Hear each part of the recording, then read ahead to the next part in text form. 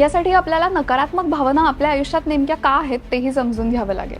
कल्पना करा, पूर्वीच्या काळी म्हणजे अगदी अश्मयुगात जाऊन पाहूयात आपण, तेव्हाच्या माणसाला राहायला आजच्यासारखं आपल्यासारखं घर नाही, आसपास सुरक्षा नाही, वरून कोणी नरभक्षक प्राणी, शिकारी प्राणी येण्याची, त्यांना खाऊन टाकण्याची किंवा कुठलीही नैसर्गिक आपत्ती येण्याची सुद्धा शक्यता होती.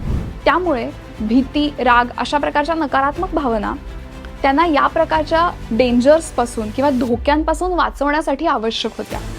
जर भीती डेव्हलप नाही झाली, म्हणजे वाघाची भीती जर माणसाला वाटली नाही, तर तो वाघापासून पळेल कसा? या कारणासाठी आपल्या मनामध्ये या विविध प्रकारच्या भावना पूर्वीपासून निर्माण झालेल्या आहेत. मात्र आता आपण आपल्या आयुष्याला बरंच सुरक्षित केलेलं आहे.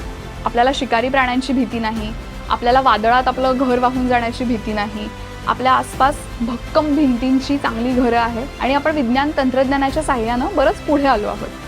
पण तरीही आपल्या मनामध्ये ही धोक्यापासून आपल्याला वाचवण्याची जी एक सिस्टीम आहे, हे जे एक मेकॅनिझम आहे, ते मात्र जिवंत आहे.